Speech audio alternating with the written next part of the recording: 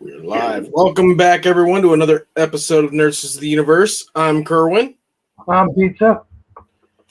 And it's time to talk nerd talk. Waiting a week again. So, that week went by fast. Yeah, it did. All right, so we had a new episode of The Bad Batch happen. As anybody who's been watching knows, I was watching the Mighty Ducks series that's on Disney Plus. It had its final episode. Oh, wow. I believe Thor: Love and Thunder finished wrapping up today. They finished filming today. Yeah, I saw that list. I saw that written out. The little picture to show that Hemsworth got a little extra buff for this one. Well, you know. I guess you gotta go big or go home.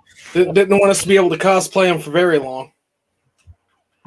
Hey, it's June 1st today. I started my steps and all that stuff. Oh, yeah. I got my pedometer going. I forgot all about that. Yeah, I need to get mine going. Yeah, I got a goal set to lose some weight this year. Although my goals are a little more realistic. I just don't want my belly to jiggle when I'm brushing my teeth. You know, after that, it's all maintenance, you know? I'd like to be able to tie my shoes without feeling like I just ran up a flight of stairs. Yeah, that's always a plus. Like I was grabbing something earlier and Crash is like, "You okay?" I'm like, "Okay." I just bent over for too long. Like everything was just constricting the lungs. Oh my God, I know how that goes. Oh man. It's sad when you can't breathe when you bend over because it's pushing everything up. Yep, you're like, hold on there. Oh, you gotta get back. How can you hold your breath so long? Yeah, right. You dive or something like that? Nope, been putting my shoes on for years. Oh man. Well, what did you think of the Bad Batch this week? I enjoyed it. I liked last week's episode. I liked the previous episode better. With the bounty hunter? Yeah, with Fennec Shand. I mean, come on. I love how they're tying it together. I mean, we got that now we are like fully tied. Oh yeah, we're definitely into Mandalorian. Yep, and the earlier episodes too. I mean, they just did Order 66, but yeah, spoilers if anybody's listening hasn't watched it yet. But Bib Fortola and they caught the baby Rancor that they're going to raise up, and ends up attacking Luke later. No, that's not the same one. Well, oh really? They said the name of it was the Rancor in A New Hope or in Return of the Jedi already had a name, and it wasn't the same name. I didn't hear the name. What is the name of the Rancor in Return of the Jedi? Batista is the name of the Rancor in Return of the Jedi. It was actually male. And is a male. Well, just all right, and then. What is the name of the Rancor in the Bad Batch? This is Munchie. Moochie, yeah. Moochie, yeah. Rejects. The Rancor we meet at Jabba's palace is named Pattyson.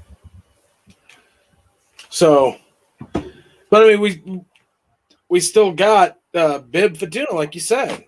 So I mean, yeah. we've got Bib Fortuna, we've got Fennec Shand. Yeah. You know, I'm partly wanting to see what's her name? Maz? What was her name from the new trilogy? The one with the goggle things. Oh, Maz. Maz, yeah. Yeah. I'm wanting to see Maz show up. They got to put her in somewhere. I'm wanting to see her show up. You know, I enjoyed, like I said, and I love how they decided to get the same the lady who played the character in Mandalorian to voice Fennec Shand for this show too. Oh yeah. I was talking to somebody, and they're like, "How is she alive then? How is she a bounty hunter then, and still a bounty hunter?" And I'm like, "They're like, Bad Batch takes place right after Order 66.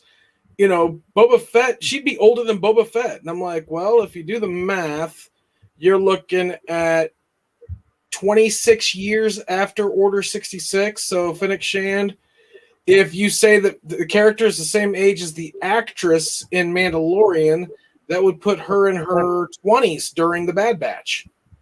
Yeah. And then her 40s or so. She's in her 50s now, dude. Is she really? Yeah. That doesn't look it at all, but... No, I was going to say. Let's see here. It'd be easiest to look her up by looking up Agents of S.H.I.E.L.D.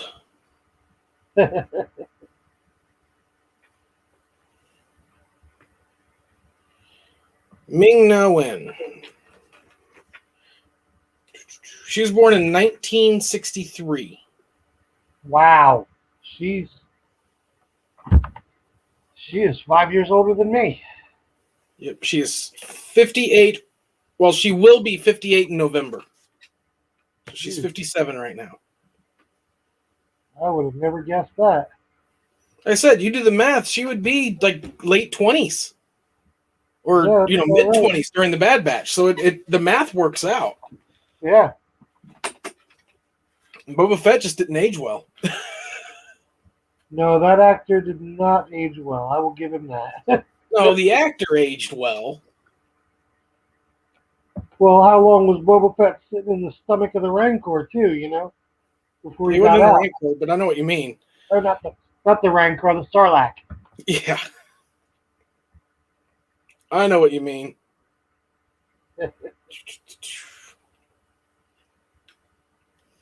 Let's see. I went to Aquaman for Tamara Morrison. He was born in 60. Yeah, so he's 8 years older than me. So, he's been acting a long time. Yeah. What you working on? I am still trying to come up with different things for the diamond painting thing to submit the artwork. So I've been doing Catwoman beating up Batman. Still working on the Catwoman one. Yeah, I sketched it all out and I got it to the point where I almost like it. And now That's the epitome of every marriage. I'm putting the ink in it, trying to solidify it. But yeah, it's uh-oh, what happened? Are we live? Did we go live? Yeah, we're live. Oh, I just didn't hit the play button, I guess. Let's see, Oh, everybody. man. No, see, I worry about the Bad Batch, though, because of the last episode. This last one that just happened? Yeah, it has me worried about the direction of the show. As it turned into an animated version of Mandalorian. Kind of. Here, do We this. will land our ship on this planet. We will need something. We will have to do something for someone else to get what we want, and then we will go to the next place. Yeah, that's true. That's gonna. I mean, you got the whole mercenary thing going, but then they kind of, what's his name? Sid kind of hinted about, oh, I'm good with secrets. Don't worry about it. Like. Yeah, but I mean, that was the thing. It's like, it just, that's the one thing that worries me is that, that format worked really well for Mandalorian because it works well for Mandalorian. Right. If you're going to turn around and try to copy it for the Bad Batch, it's not going to work for the Bad Batch because we can see copies. We watched the sequel trilogy. We know what a copy looks like. Yeah, we do. So what kind of info have you read on No Way Home yet? I've seen the Sinister Six, who they're going to use, things like that. They had was it Paul Giamatti as the Rhino? The other Rhino. They had the Lizard. Which one? The guy from the Amazing Spider-Man. It looks like that Lizard. Oh, okay. Guy. See, I partly was hoping they were going to get Doc Connors from the original trilogy. No, it looks like they used the guy from the Amazing Spider-Man. Yeah, For that. all the So- villains from all the Spider-Man movies. Yeah, it looked like they took villains from like everywhere. Well, Supposedly. yeah, I don't know Sony, what- because it's a multiverse movie, Sony's going to the plan is to try to merge it all together. And that was the plan before they did No Way Home, because they brought what's up, D Nick? Because they brought Michael Keaton in to reprise his role for the Batman, the Flash.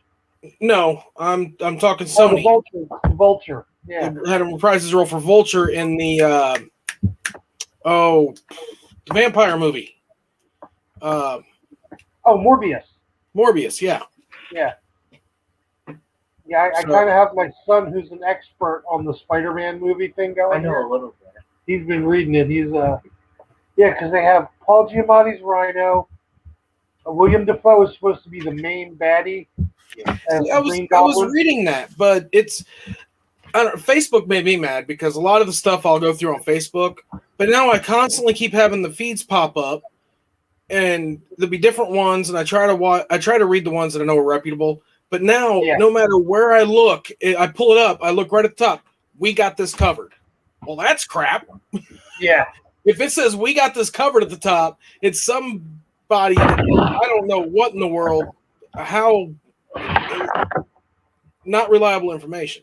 And that's my problem. Is I keep finding things that are pure speculation. Like the whole, I got really stoked one day because I looked and they're like, "Oh, Jon Favreau's casting Mara Jade for season 3 of Mandalorian." I'm like, "Ah!" And then I look at a different one. It goes purely speculation. Mara Jade's going to be the Mandalorian. I'm like, can we get accurate information, please? Do we have to get all this? Oh, what's this look like? And then there's 30,000 YouTube videos going, Mara, what it would look like if Mara Jade is casting. Like, we get it. You guys are trying to just bank off the Mara Jade name. Now, get out of the way so we can get the actual knowledgeable information that is factual. Yeah, all the articles I seem to be reading are pointing to William Dafoe as the main baddie Green Goblin. And then they have the Sandman coming back. Doc Ock Okay. from the Spider-Man 2 movie. Sandman Sandman was Spider-Man 3. Yeah. Doc Ock was Spider-Man 2. Mm-hmm. So that's Green Goblin, the Lizard, Rhino, Doc Ock, Green Goblin.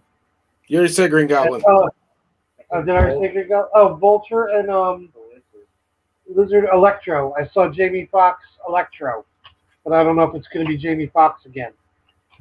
They just showed Electro. Yeah, it's hard to tell exactly. Like, there's still reports out there that Andrew Garfield's cast for it, and then he's going, "No, I'm not." And Yeah. Tobey Maguire's been cast in Spider-Man No Way Home, and Tobey Maguire's going, "No, I haven't."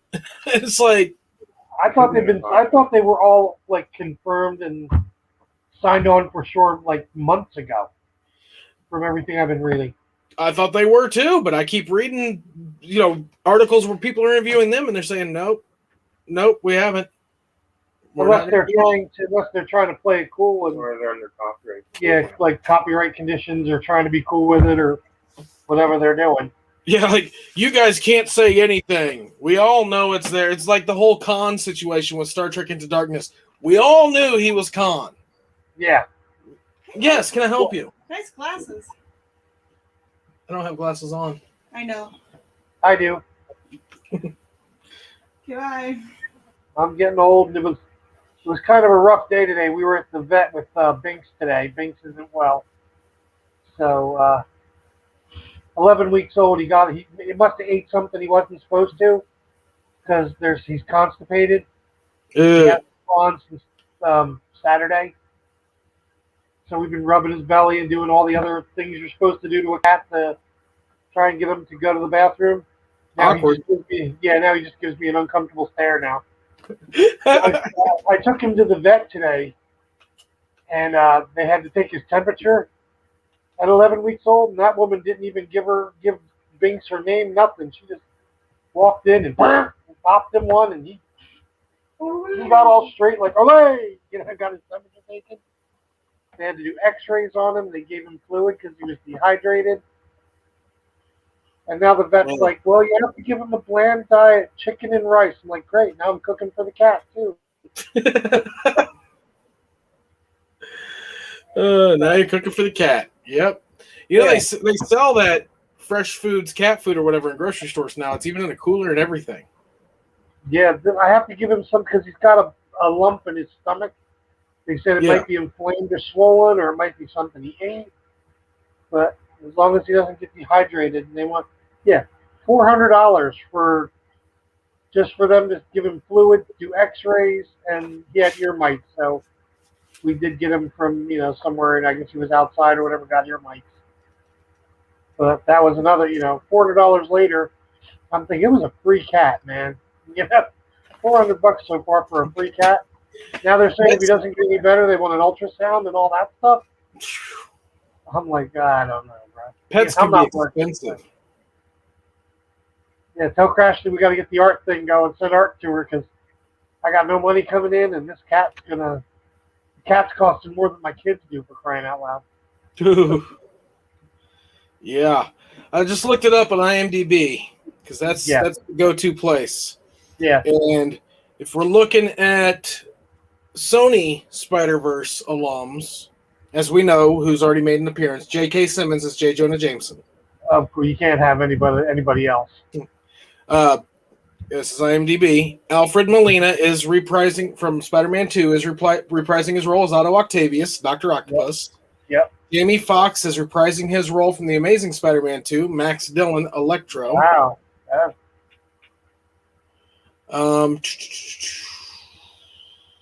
I know they said William Dafoe. I kept hearing Willem Dafoe's in it, but it's not official on IMDb yet. Those are the only two so far. Oh. Now, as far as familiar faces that we've seen, yes, Ned's going to be in it. Jacob Batalon or whatever. Flash Thompson's going to be in it. JB Smoove is going to be back, if you remember him from the second one on the field trip. Yeah. He's going to be back. Martin Starr is going to be in it. Which one is Martin Starr? Mr. Harrington. The other teacher. Oh, okay. So this will be his fourth MCU appearance.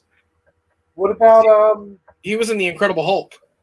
I wonder who they're going to do for which Aunt May they're going to use. Marissa Tomei is playing May Parker.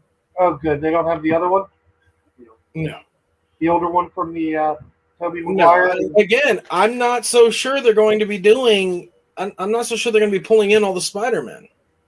Or pulling in all those side characters. I mean, if they're doing a multiverse, they're going to have to do it right and still not be confusing to people who haven't seen the other movies.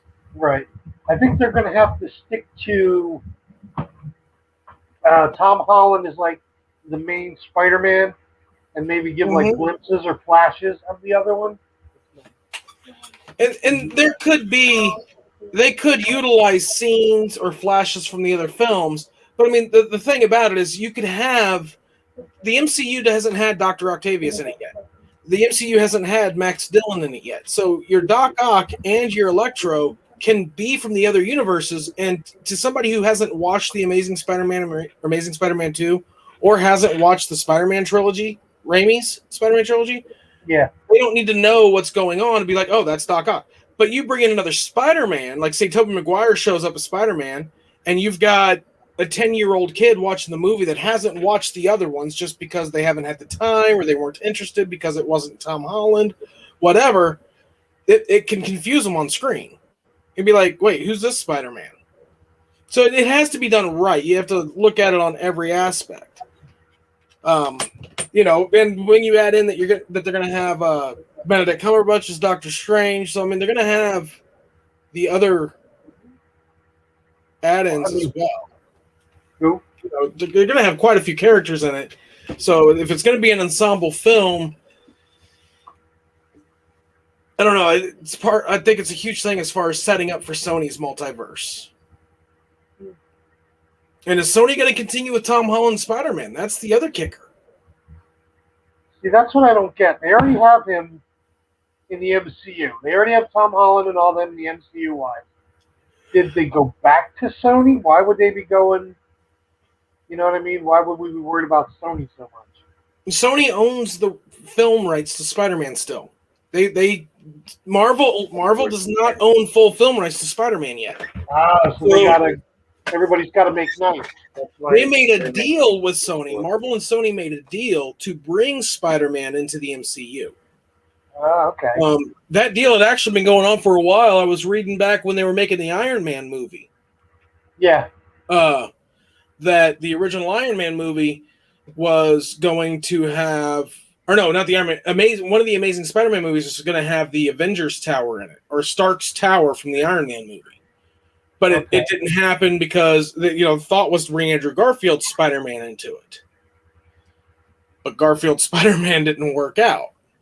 So then Marvel just kept doing their thing, and Sony stopped on Spider-Man and was like, well, how are we going to make some money out of this? And they continued and brought in Tom Holland. And then Sony they're still kicking out their independent films just because they want to keep the rights to those characters too. They got to use them somehow. Yeah. I didn't mind Andrew Garfield too much. And I like Tobey Maguire. Oh, Tobey Maguire. I love Andrew Garfield. To me was he I'm sorry. He did not, he had Spider-Man down, but he didn't have Peter Parker down. That's true. Reading the comic, Peter outside, and that's one thing Tom Holland has me a little bit on, but I guess he's still new as far as Spider-Man goes. But with me, what it was is Spider-Man and Peter Parker were two completely different personalities. Not like a multi-personality disorder, but it's sort of like keyboard warriors, right? Or a phone call type thing. You're talking to someone in person, face to face, you're one way. But you get behind that screen or something else, you get those people that are just like, they're a completely different person. That's how Peter Parker was. When he was face to face, he was a little introvert, a little awkward, didn't really fit in, was smart, probably said the know-it-all stuff a little too much. But once he had that mask on, he could be whoever he was, and he was quick and witty and stuff like that. And to me, Andrew Garfield just was too much Spider-Man all around the whole time. Okay. And he was kind of a jerk as Peter Parker. A little bit. I think Tobey Maguire had a nice mix of the two. And although I still like Emo Peter's walk down the street there in Spider-Man 3. Well, Spider-Man 3 was just... That was kind of reaching for straws a little bit too much. I think they should have just stuck with Sandman and maybe thrown in Hobgoblin. And they had to throw Venom in, and then, it's just... I don't know. It's like, all right, we had 2 villains in the last one. We need 3 in this one. We got to do it. If you want to see a bad Hobgoblin, watch a movie. Yeah. His excuse for transferring into the Hobgoblin was, it comes in villains. Oh, jeez. Yeah, Hobgoblin and Amazing Spider-Man 2 was a little off to me. Yeah, Hello Queen said that Sony as a studio is circling the drain. The Marvel IP they have are among the few actual moneymakers they still have. They don't profit off that, they're done. No, I thought Sony was doing fine as a company. I mean, granted, they don't have the $1 million movies like Marvel has. But they have the PlayStation stuff, the exclusive stuff for the PlayStation. I mean, if you're looking at Sony as a whole, I mean, they own Sony Pictures, Columbia Records, Sony Music, RCA, Columbia Pictures, Guerrilla Games, Big Studios, Sony DADC, Insomniac Games, Media Molecule, Evolution Studios, Sony, Epic Records, Polyphony Digital. I mean, they own so much, and there's a lot of stuff they own by Sony, like with the name Sony on it. Yeah, but they own a lot of that too. So I mean, I thought as far as, and I mean, if their studio's not doing so well, that everybody thought Fox was doing okay, and Fox's studio wasn't doing so well. They put it up for sale, so I think they should it's run differently. So just like Fox as a company is still around. They just sold off their TV and movie. Sony's doing fine, but it's pretty much. Harlequin said it's doing fine, but it's the red-headed stepchild of the conglomerate. Having trouble, but Sony's been looking sideways. Yeah. It's like they need to put more money into it if they want to stay. They do. And money, the other problem is they look at different aspects, and it's everyone's looking, oh, we got to have the $1 billion movie. We got to have the blockbuster movie. We got to, like, I was talking to somebody the other day and they're like, oh, Disney is a monopoly among the movie industry because they bring in a third of the money that comes in from movies. Bringing in a third of the money that comes in from movies does not make you a monopoly. No. They own a lot of the franchises. They don't even account. I think I looked it up one year. They only accounted for like 10 or 15% of the movies released. They still accounted for 30-something% of revenue, but they only accounted for 10 or 15% of the movies released. The kicker is they're releasing the movies people want to go pay to see. And it's like, in Disney, does Disney really own more than they owned 20 years ago, 30 years ago? I think they do. I mean, you have Star Wars now. They have Marvel. They have, Well, no, see, I'm not counting Star Wars and like your different IPs, your different properties. I'm talking studio-wise. Granted, they have Lucasfilms, and they have Marvel, and they have Pixar. But they used to have, it used to be called Buena Vista. It wasn't called Disney. Right. It was called Buena Vista Studios. Yeah. You had Disney Home Entertainment, Disney Animated. You had like 3 or 4 Disney entities. You had 2 or 3 other movie entities. And then there was 1 or 2 like they only worked on R-rated films and stuff like that. And then when Disney, when Buena Vista decided to restructure and change their name to Disney, they got rid of some of their adult content. I don't want to say adult content because I'm not talking like adult content. Right. They got rid of some of their, mature content. Yeah, like and went more towards, focused mainly on their Disney. Yeah, and then family content, family teams, young teams. Yeah. So, I think they dropped like 6 studios when they did that. Like 5 or 6 studios or something like that. They dropped. It started when they absorbed Pixar. They were really the only company Pixar used anyway. So can you really count that? They absorbed Pixar, and then they got Lucasfilms, but Lucasfilms was going through Fox or whatever company they go through. There was no movie that was strictly Lucasfilms. No, I think it was 20th Century Fox or something. Star Wars was. It wasn't MGM. Well, MGM was one that Disney had that they dropped. Okay. That's why it's called it used to be MGM Studios. Now it's called Hollywood Studios in Florida. Now, but no, Lucasfilms used Fox for Star Wars, Paramount for Indiana Jones, and Lucasfilms just went to other companies. They were sort of like how you've got they were a production a producing company. You know what I'm saying? It was like Bad Robot is, and what's Jerry Bruckheimer's company? There he is. Here's the kitten. Yeah, he still doesn't feel too good. But yeah, they have I don't think they own more than they did before. I think it's more of what they're doing with what they have now. Well, they kind of dropped a bunch and then they concentrated on what they had. Well, yeah, their content is amazing, But again, like I said, as far as what they were, making, it was. I don't think it was 2020 because that was a hard one to gauge. 2019, they accounted for 30% of the money coming in, but only like 15% of the content going out.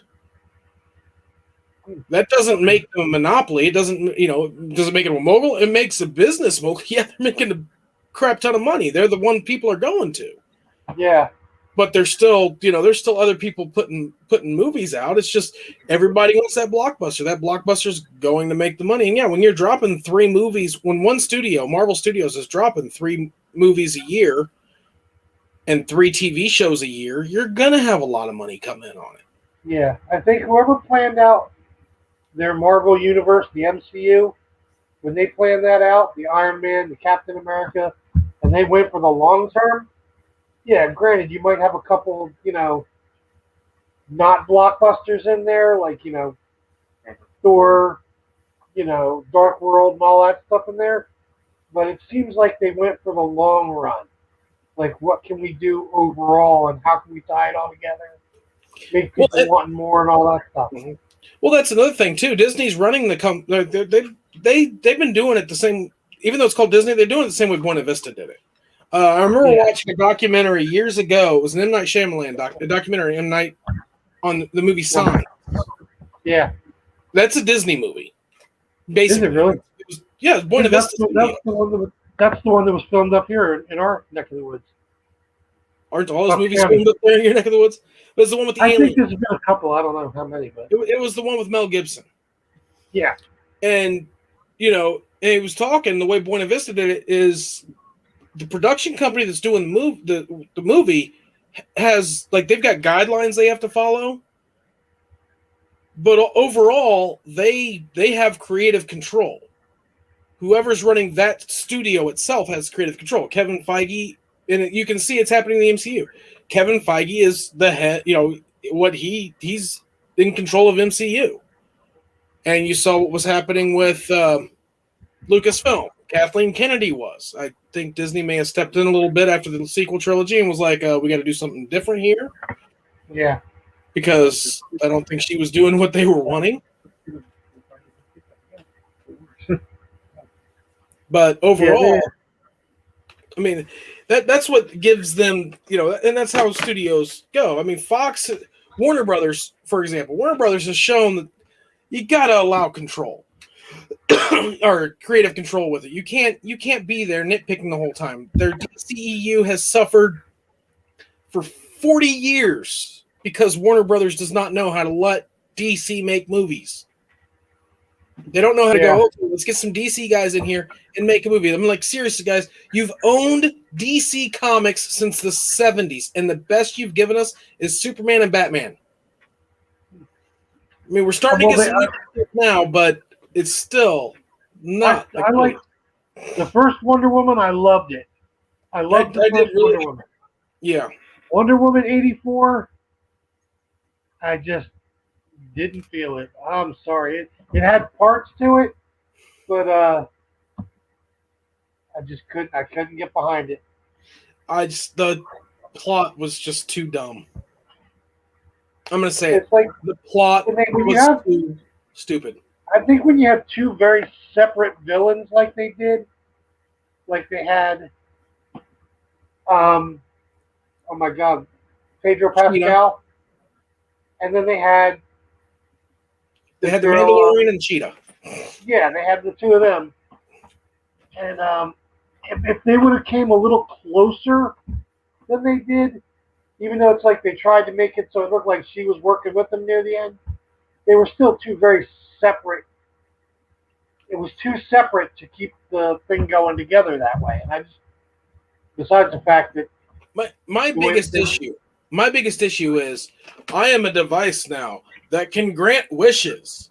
Tell me your wishes and it'll come true. And there's a nuclear holocaust getting ready to happen. No one wished for the nuclear holocaust not to happen? Yeah, right. No one? Why couldn't someone just say, I wish things were back to normal? Boom! Yeah, it was. I think it was just terrible. Because the people who already wish the Holocaust don't get more wishes. It's not how it works. You only got one. Right. And it was just all, especially the way they brought Steve Trevor back. I just couldn't do it. I'm waiting to see. I think they're taking too long between movies as well. Like The Marvel, they put out like what 2 or 3 a year of the different franchises, and it's like the DCU is putting out one a year. Okay, here we got Superman. Next year you'll get Wonder Woman. Next year you'll get Aquaman. And see, the thing is, DC tries to look at it as sequels. DC tries to look at every film they're making as a sequel or a prequel. Right. I mean, if you watch Wonder Woman took place in the 40s. Right. No. No, 1917, World War I. Yeah. The teens. Yeah. Wonder Woman took place in the teens, yet they still made it a point to have that future that future scene where she's doing stuff within the film, not even an end credit scene. Right. You know, they made it a point to be like, this has to be a flashback type thing, which hurt Wonder Woman 84 because they tried to give you so much information and they turn around and was like, flip it around. Yeah, how it had said how I tucked humanity away when she was in Batman Superman. Oh, I've been away for 100 years. I haven't seen anybody. Well, wait a minute. Your movie just said you were back in the 80s and not now. So what did you do? And it's just a lot of inconsistencies. Yeah, and Marvel looks at it as, okay, we're going to put out a Thor movie. It's a Thor movie. We're going to put out a Guardians movie. It's a Guardians movie. You know, you've seen what happened. You know, they go, okay, you've seen what's happened in the past movies, but make this movie. Here's an idea where we're going. Go with it. It works. DC's like, we're going to focus on The Flash, and you're going to wait 3 years before you get The Flash. And you know what? Yeah. We're going to create a whole other movie outside that universe, because what we're doing is we're going to tossing out movies and see which one bites, and then that's going to be the universe that The Flash creates. That's what they're doing. Yeah, it's like, it's almost like Justice League Flash, because they have the Batman in it and they have all the other stuff, the multiverse going in it. It's like another Justice League movie, but they're trying to highlight the Flash.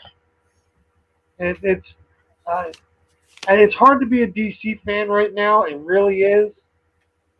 You can always be a DC fan, Pizza. All you have to do is go to your TV, turn on HBO Max, and push play on Batman Beyond, and you're sucked right back in. God, that shows, it does not get old, man.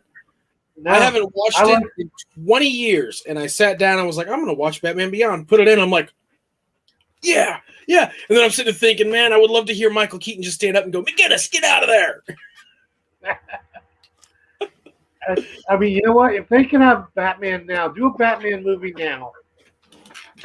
Whoever is Batman, like even if it was Ben Affleck or whatever, just do your regular voice as Bruce Wayne, and then just put Kevin Conroy in there when you put the Batman, the cowl on. Yeah, I fixed my camera. Sorry. Yeah. Yeah, it doesn't matter. I mean, Kevin Conroy. I mean, he's just classic voice-wise. I think Warner Brothers has a stakes problem with the DCEU. The MCU generally has lower stakes stuff for the individual stuff, and the bigger stakes stuff is for the Avengers. Yeah, exactly. That's the whole thing. I mean, there's still bigger stakes. When you have Superman as your hero, it's got to be all or nothing stakes. He's Superman. It's got to be an end of the world situation. I'm sorry, Superman against Lex Luthor I never understood it. The dude. Nothing kills him. How is this little Batman wannabe villain gonna what? Because he's got a rock? He's got a suit that repels the rock. Problem solved.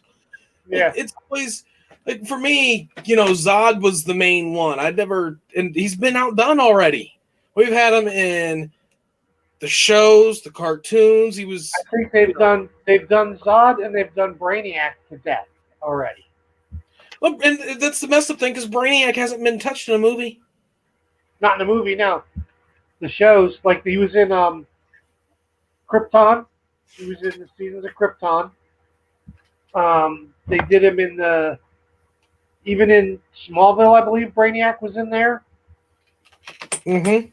Yeah, I mean, I haven't seen him yet in the new Lois and Superman, which I still love. Well, they hinted at him in Supergirl. Yeah. because they had the Legionnaires or Legion or whatever it is, the futuristic team. Is it the Legionnaires?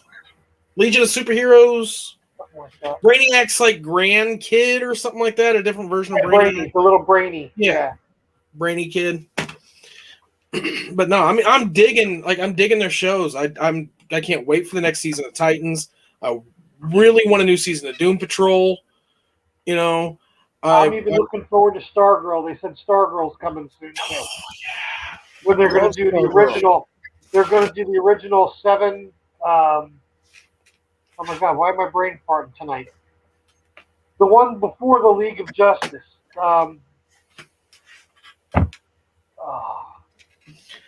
It's with me and the comics, it's hard to keep up because just look at Justice League. They had what? Justice League of America, JLA, Justice League. How many titles do they need? Trust me, I know that they've got these titles because I just went through a bunch of them. I'm hoping to have that auction up. We're hoping to have it up Tuesday, a week from today. We're hoping to have it uploading Monday. But I'm telling you, man, there are well over 10,000 comic books in it. Yeah. I'm like, the Justice Society was the one. Starman from Starman was in.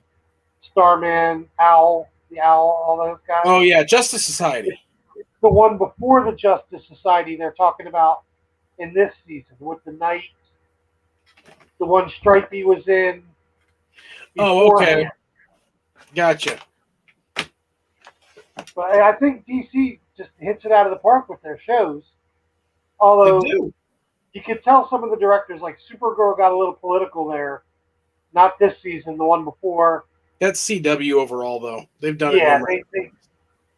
they go a little too far, and I think they push the wokeness a little too far sometimes.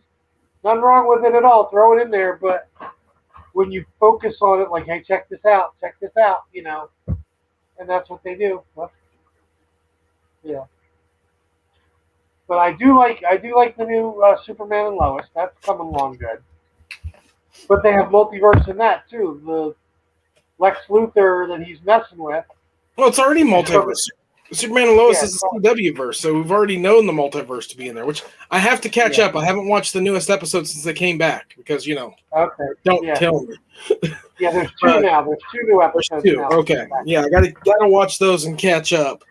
Yeah. But yeah, man, I'm digging it.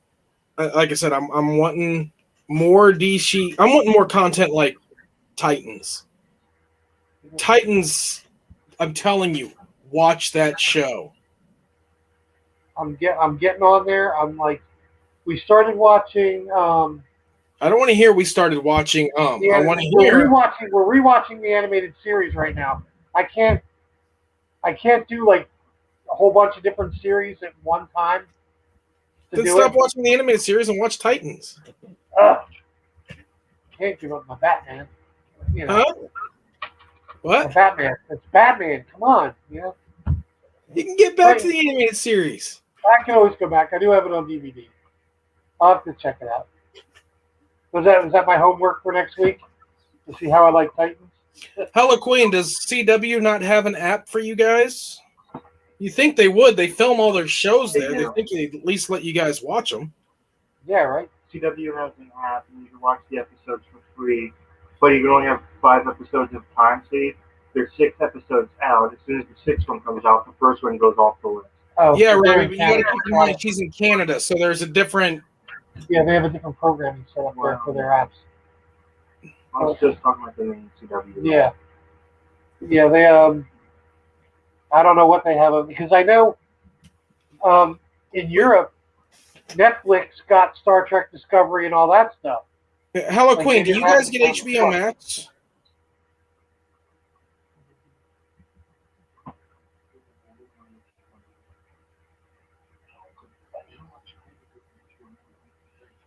Hello, Queen. I know there's a delay. I'm just wondering. Let's see here, Superman.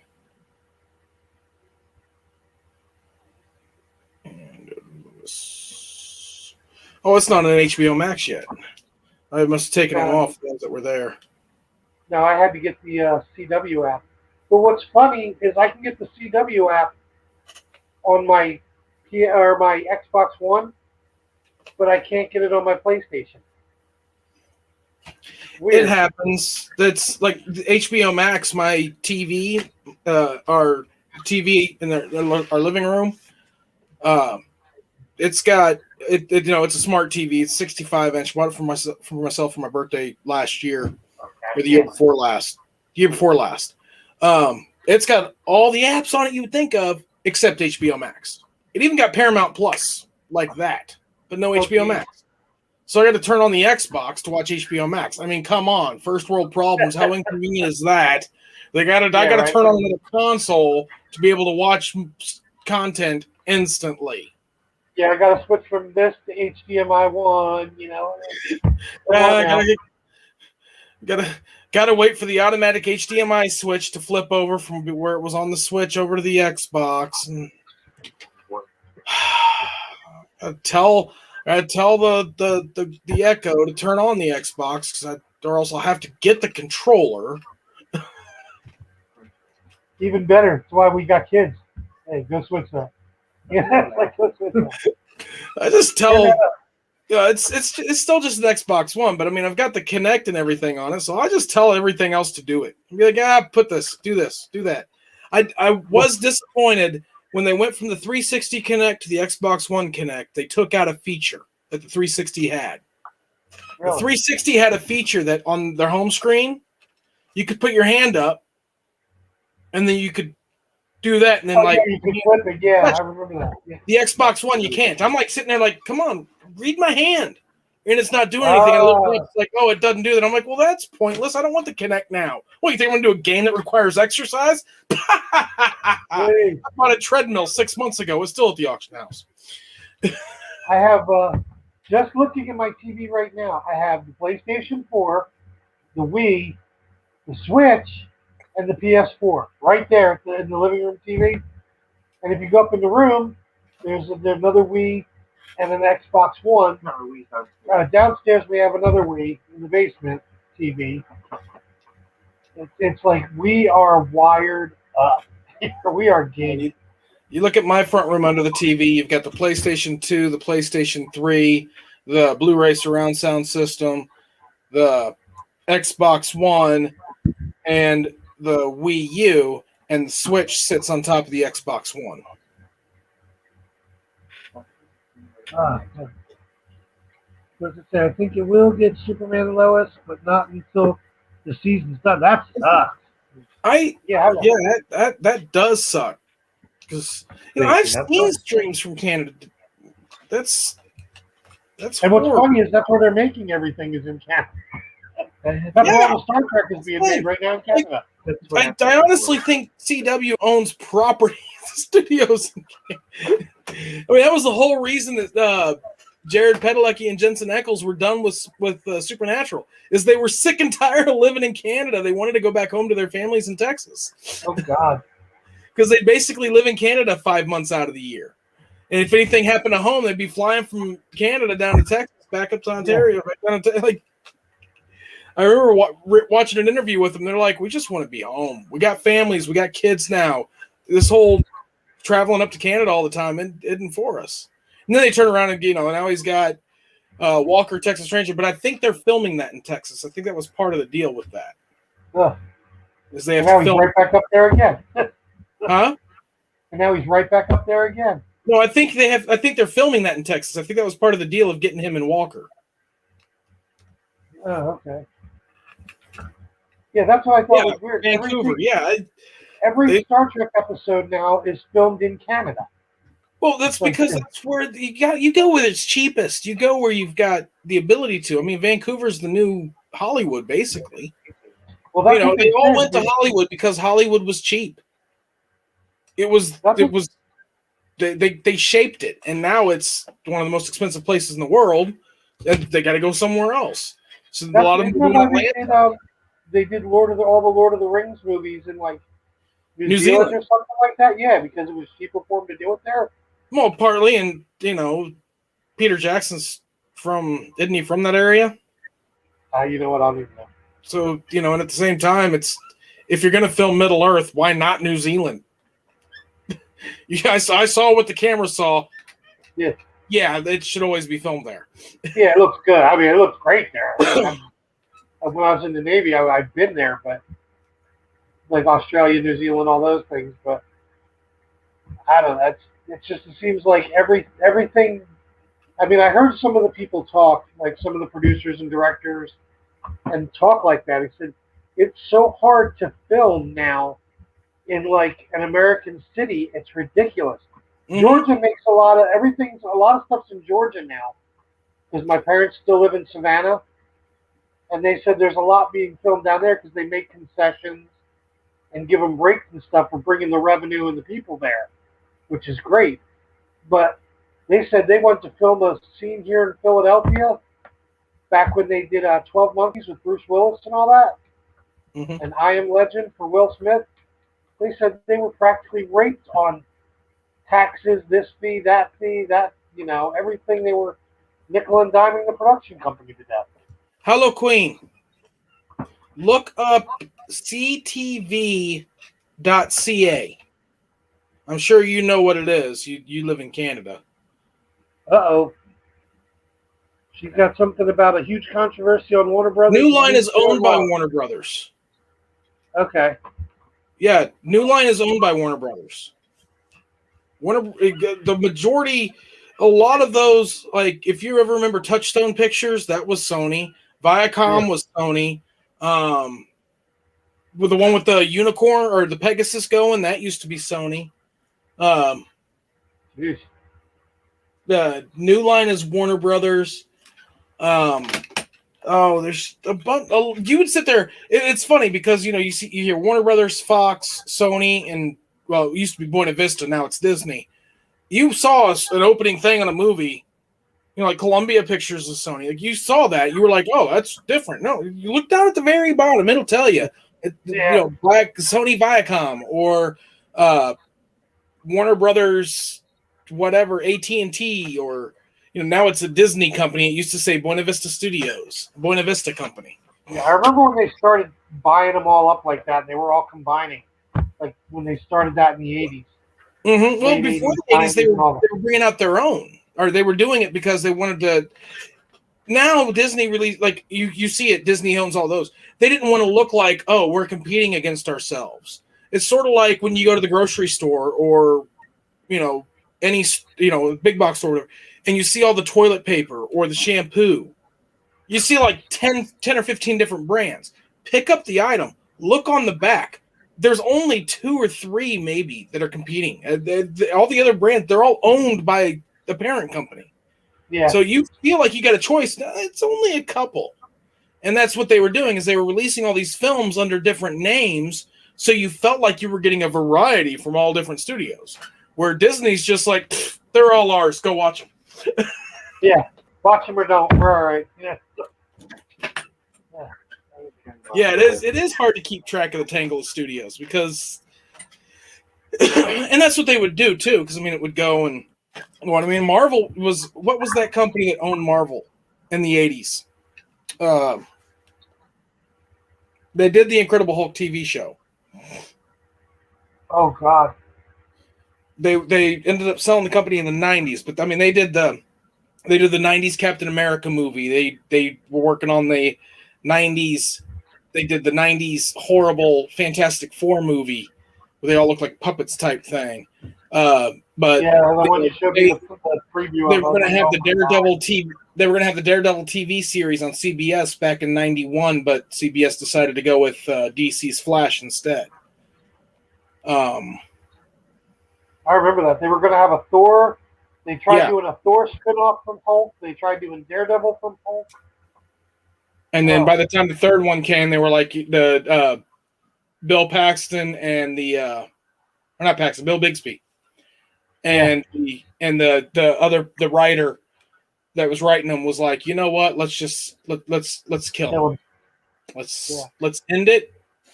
We're not able, because they were trying to make their own little Marvel universe, but they were like, oh, we can't make it, so let's go. Well, the way they were doing it, they were trying to go kind of like the comic books, but not, because Thor looked nothing like Thor. Their Iron Man looked terrible. they added their 80s spin to it.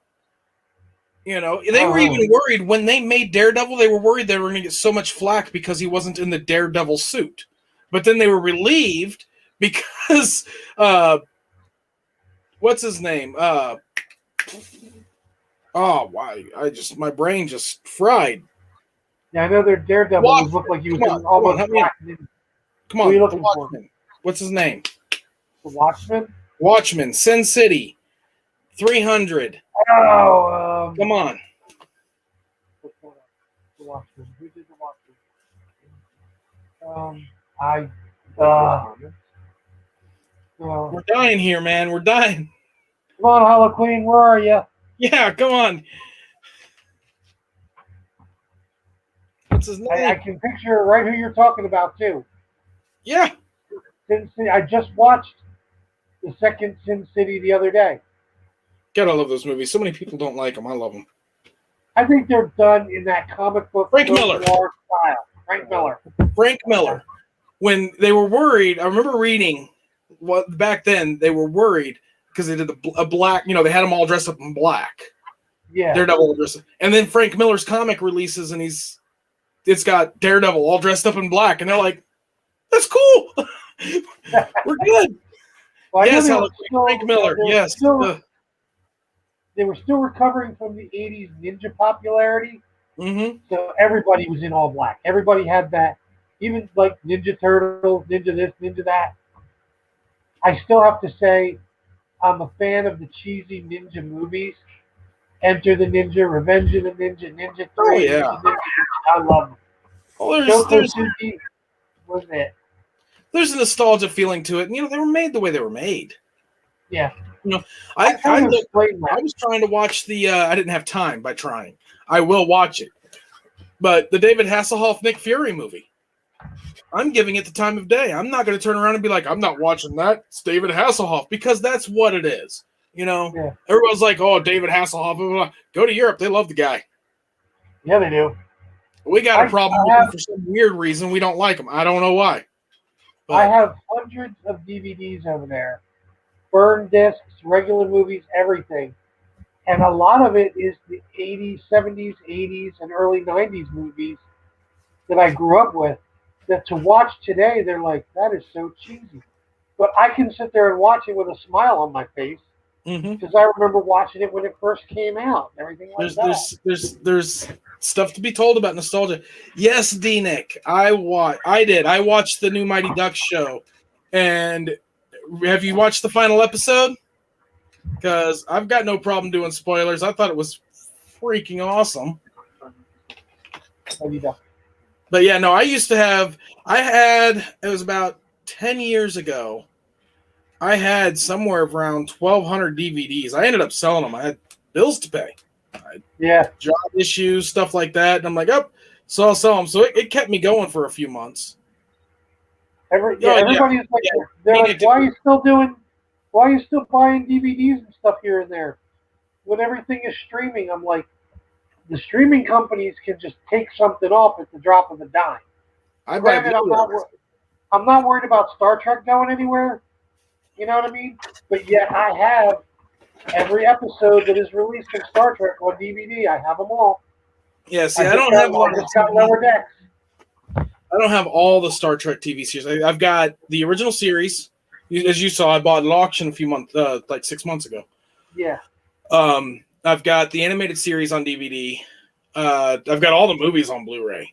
I buy the Blu-rays and Blu-ray DVD combos. I do Blu-rays. And it's the same thing, yeah, because I'll be like, well, an example was, and even if you don't have it, I would much rather buy a Blu-ray out of the $5 bin at Walmart, or if I'm at a pawn shop and they got it for $3, or a garage sale, or auction, or Black Friday, get the new ones for $5-6. I'd much rather do that than be sitting there going, what? You've never watched Robin Hood, Prince of Thieves? We're watching it now. Go to find it for streaming, and to stream it one time, you got to pay $5. Like, yeah, I know. I'm going to Walmart to buy the movie. Like, I'd much rather spend the money and gas to go pick it up and buy it and watch it anytime I want. The thing that gets me on the streaming service, when I look something up, it'll come up, and then I'll go to play it.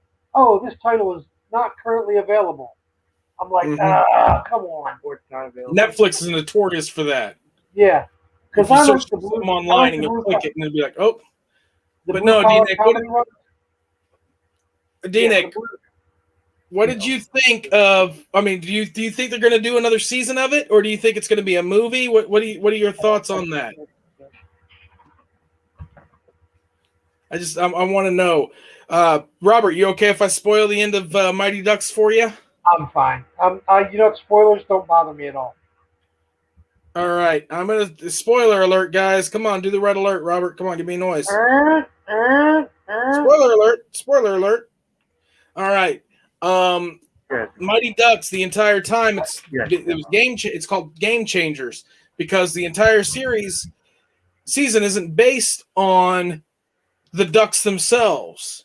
It's based on on misfits. The main kid. I'll call him the main character because his mom's the coach. Lauren Graham, who she's the only thing that I wasn't a fan of in the show. That's just because she acts the same in everything she's in. But I'm not blaming her. It's probably the writers and the director being like, "Oh, act like you did in Gilmore Girls." Yeah, that Do what you worked. always Yeah, do. Do what you yeah, always they do. always do because they'll do that. But it follows them, and like the main character gets kicked off the Ducks. He gets cut, and the Ducks are they're focused on winning, focused on scholarships. All the parents are those hardcore sports parents. You know, I'm sure D-Nick knows tons of those because he's a coach. Uh-oh. You got all that going on, and he gets kicked. Cut from the team, and his mom goes, "Screw it, start your own team." So they start their own team, and they call themselves the Don't Bothers because that's what he was told when he got cut. He's like, if you can't be the best, the coach looks at him and goes, if you can't be the best, don't bother. So it's You know, basically a reboot premise of the original Mighty Ducks show. somewhat, but it was, so they had to go around and find other people to play, and they were all little misfits and got together. And when they meet up with Sheen or Emilio Estevez, which I'm telling you is Martin Sheen recloned.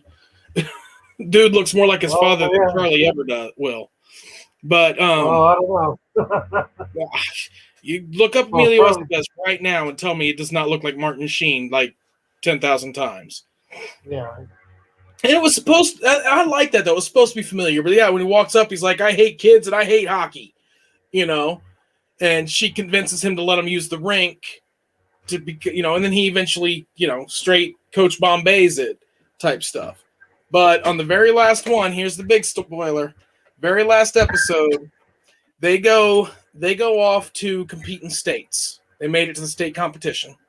And they go all the way up, and it's them against the Ducks. One of the players injured her knee. And it's one of those things. She could play, but one hit, and she might be if she's ever wanted a career in hockey or anything, it's done. Right. Type stuff. So or she can like sit it out and let it heal, and everything will be okay. They caught it right at that point. It's always the premise, though, in the shows like that, though. Yeah. Well, it's predictable, but sometimes predictable is nice. Yeah.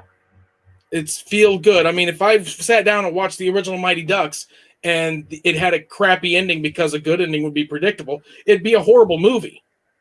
Yeah. You gotta, if you're gonna have a golden retriever play basketball, he's got to win the game, or else it's a pointless movie. Right. Basketball, football, hockey, soccer. You gotta have. It's got predictability to it, and so they end up forfeiting. She's like, "No, we're gonna play," and all the other teammates go, "Nope." Throw their sticks down, and it's like, "Nope, we're forfeiting. We're not gonna risk your health to beat the Ducks. It's not gonna happen." So they forfeit.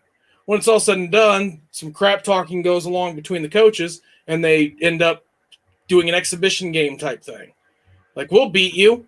And they're like, you can't beat us without her, because they had to have 10 players in the States, but outside, and they turn around. Yes, exactly. The formulas exist because they're popular. They turn around and they play, and what's on the line is if the Don't Bothers lose, they go away. The team's dissolved. But if they win, they get the Ducks. They get to become the Mighty Ducks. They get the name back, or they get the name. Bombay gets the name back, basically. And they're winning it for the first third. Second, third, they're getting the crap beat out of them because the coach is like, "There's only one ref. You're bigger. You're faster. Do what you need to do." So they're just getting the crap beat out of them. The Ducks are cheating, and then right before the third, the final third, Bombay comes in and is like, "Oh yeah, the old Ducks left you this because they were in," as D-Nick said, episode 6. The old Ducks were there, with the exception of what's his name? Dawson's Creek guy. He was in the original, the first. He was in the original. He was the main character. It's been so long since I've watched it. Oh, come on. What is his name? Is it the tall blonde one? What's his name? No. Not James Vanderbeek? Not James Vanderbeek. That's it. Him and the girl.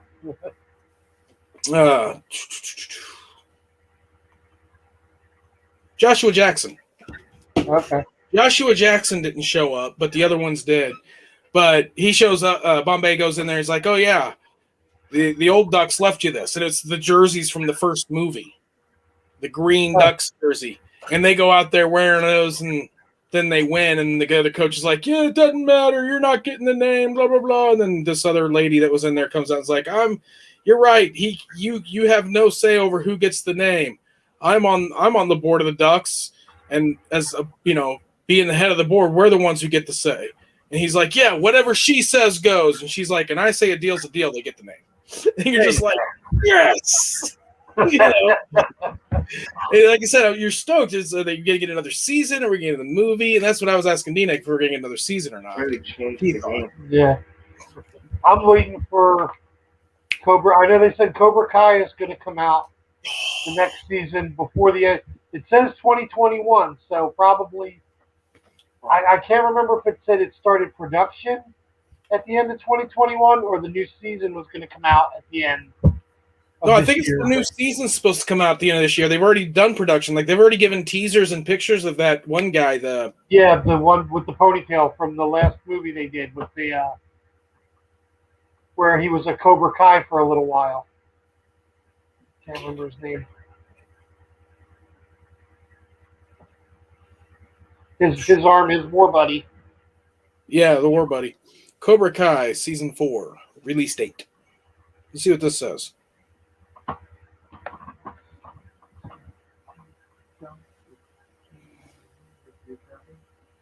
What we know about, including his 2021 release date. All right, it's been confirmed for late 2021. That's fine with me. It finished filming last month. Okay. I have a feeling either they built a lot of sets for the show, or this might be the last season, because they talk about the house they filmed as Daniel's house in the series. Yeah. Was just sold. They sold the house. It was up on the market to be sold. Well, just because they sold that house doesn't mean they're not going to film anymore. They just be done with the house. I mean, Cobra Kai, it could be the last season. I hope it's not, because I am loving it so much. And I mean, we just now get the season. We've got the two main characters teaming up finally. Yeah. That's they had Elizabeth Shue in it. They've had from the Karate Kid 2, they had Chosen, and they had the woman that was in Star Trek Discovery, or Picard. She played the Romulan general, the spy from Starfleet Security. Mm-hmm. I wouldn't mind seeing. Oh my God! Now I just had her name. Now I lost it. From the next Karate Kid.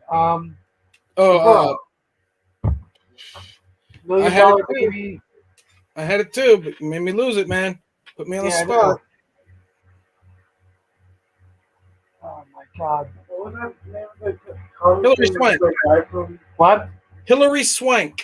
Yeah, I would like to see her pop in, talk to Daniel, reminisce about Mr. Miyagi, and then whoop some ass herself. You know. Mm-hmm. I mean, if you're bringing the next Karate Kid, that opens the door for Michael Ironside. Yeah. He's always a good bad guy. Oh, definitely. I mean, we talk about Highlander every once in a while. See, I liked Highlander 2 specifically because Michael Ironside was the villain in it. It was great. I liked him in Top Gun. When he was in Top Gun, he played the. I was hoping he's in the next one. I'm waiting for that movie, like you wouldn't believe. I am too, but I don't know. It's a Navy Top Gun was one of those movies for me. One and done's fine. It was like Independence Day. I hope they make the third one because the second one set up for a third one, but the first one would have been fine just by itself. I just hope they, just to throw it in there, it's a Navy movie for me because Top Gun 1 was a big part of my career. Like, and that was when I first went. That was like practically a recruiting poster. Me and my buddies at my first duty station, we're like, it's on. Let's get the pilot in my car. We'd all go down to the movie theater. We'd come out watching it, singing the songs. We all had the cassette tape for our Walkmans and boom boxes and in the car. And I even liked Battleship, the movie Battleship. Yeah, It was cheesy, but I liked it. It was well done in my opinion. If you're gonna make a movie based off of a board game like that, Yeah, I like how they got that in there. R15. They put the letters in there where they were going to hit the thing. Yeah, It was going to. But the best part of that movie for me, and any sailor, I challenge any sailor to say the same thing if you've been in the Navy for any length of time. When they fired the 16-inch guns from the Missouri all at once like that, I got chills, man. I was all like, ha, ha, ha, ha. We all got chills. My kids are like, what's wrong with you, Dad? We're like, nothing. Nothing. That's awesome. Oh man, yeah. It's one of those things. I mean, I enjoyed Battleship. One of the things that I always thought funny though was, what was that Hugh Jackman movie? Real Steel came out around the same time.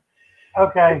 They kept insisting, no, it's not Rock'em Sock'em Robots. This is based off of an old script. This, that. I'm like, it's Rock'em Sock'em Robots. If you would say it's based off Rock'em Sock'em Robots, you outdid Battleship as far as basing a movie on a kid's game. I love that movie, man. It was over the top meets robots. It was like over the top meets Rock'em Sock'em Robots. And I'm sorry, I don't care who you are. Over the Top is epic. That's one of my favorite flicks. It's a Stallone film, but I mean, I liked it too. The only thing that got me about Battleship was they had to throw at the very end. Now, the blonde girl, granted, she's been in a lot of stuff. She's hot. She was the it girl at the time. But when she threw that little side look and the thumbs up at the end, I was like, come on. Why'd you throw that in there? You could have left that right out. She could have smiled and flipped her little hair, and that would have been the end of it. But she had to throw that half-ass thumbs up in there. Yeah. No, people do some crazy things. I mean, they make a lot of movies like that, and I think they're killing Black Widow, though. I think they're killing the Black Widow movie because they pushed it back again, the release date. And I think they're going to keep pushing it until people are just like, no, whatever. They pushed it back again? I thought it's already set to come out next month. I read the other day they pushed the release back again. No. Unless it was one of those sites that I missed, You sure it didn't say we got this covered up top? Yeah, I'm sure.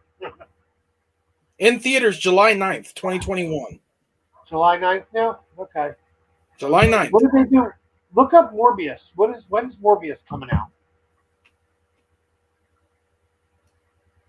So it was the first season of 5B. 2022. It's still in post-production. January 28th is its expected date. Now, see, that was supposed to be a summer movie, and then it was supposed to be a Christmas movie. COVID pushed back a lot of movies, dude. Besides, it's Morbius. It don't need to be a summer movie. It can be a winter movie. It's Morbius. I'm sorry, Sony. I'm going to go see it. I'm excited for it. I'm stoked for it. But Morbius isn't going to be your blockbuster. I think it's going to be a good redeemer for Jared Leto. Mm-hmm. even though he's Joker in DC and now he's Morbius in Marvel. January is an excellent month for that movie to come out, and I'm gonna say it's probably gonna be as successful as Underworld was when it came out. And I love the Underworld franchise. Underworld. Oh, Kate Beckinsale. Okay. Yeah. Yeah, I liked them. I liked Rise of the Lycans. I remember watching the interview with him with Lucian. Halloween, your theaters still won't be open by July 9th? Jesus, we're opening everything here now. Yeah, my theaters have been. I don't even know if my theaters really shut down for maybe like 2 months. They didn't like people in there that often anyway. I mean, actually, here in Pennsylvania, ours just opened again this month. What they were doing, I know in the summer, what they did is they cut their capacity to half and they roped off. Like you had to sit, like they had 2 seats here, 6 seats roped off, 2 seats here, 6 seats roped off. And then between every movie, they went in and sprayed everything down and cleaned it. So it's like you're all distanced and everything like that. And they had like 2 rows. You couldn't get a whole lot in there, but they were doing what they could. Basically enough to sell popcorn and soda. And they were showing old movies, you know, the ones that are normally free matinees. They were showing those. Yeah. They had for us. They had, if you were with if it was your family, you could sit together, but you had to at least put 2 seats between you for someone else, kind of thing. Yeah. So, yeah, my son pulled all my DVDs I have all the Underworld titles too. Yeah, I do too. Yeah. That's why I gotta have them on DVD, especially if I really like it. And even though I wasn't a fan of Blood Wars of Underworld, the last one, yeah, it was okay, but it wasn't my favorite of the group. It's one of those OCD things. I had to buy it because now I have to have all the DVDs. Oh yeah, exactly. Like I'm not kidding. If I walk by and I end up like I own Fantastic Four, the newest Fantastic Four movie, god awful movie. Only watched it once. I still had to buy it. You know, it's like if I turn around and bought Trolls 2. If I owned Trolls, I don't own Trolls. Right. But if I owned Trolls, even though Trolls 2 had nothing to do with Trolls 1. You have to get it. If it has nothing to do with it. It's a horrible movie, nothing to do with it. They just shot a movie, tried to do it, and was like, oh, we'll name it Trolls 2 to get it out there because Trolls was popular. I still would have to get it. That's just me. Curbside or nothing, man. See, Halloween, I couldn't do that. I could not do that. They tried to do that here, and there were too many people who were like, nope, not happening. We got to work. We got stuff we got to do. I think we stay here up here in Pennsylvania and all along I think the whole U.S. We're just finally like, forget it. We're not doing it no more. We're opening. People are opening. The guy in New Jersey that opened his gym, come in, wear a mask if you want. You don't have to. Now I go to Walmart now. I don't have a mask on anymore. You don't have to wear one. If you don't, wear it if you want. We were like that here. Like we'd be looking like July or August hit, and they're like, we're shutting everything down. And you look it up, and it's like, there's been 5 cases in a 150-mile radius. Like, okay, 5 cases. Yeah. Everything shut down. And you go into town, and everybody's like, we're not shut down. There's only 5 cases. We're not shut down. Nope. No, I said we had people went right to even though it was March last year. People were doing outside stuff right away, where you could go in and get it, come out, and then everybody went crazy on the masks, and now everybody's just like, whatever. Nope, we're going in. It's nothing. And now with all the news, we're not getting political. We're just saying how it is. Yeah, and like so many people were like, this whole school shut down. I'm like, our school closed. It was April and May of last year, the last 2 months of school in 2020. All the schools in the state of Missouri. This is what was really funny, right? Everybody threw a fit. Oh, Missouri isn't shutting down their schools. The governor didn't go out and say schools are shut down. Right. The schools already shut down.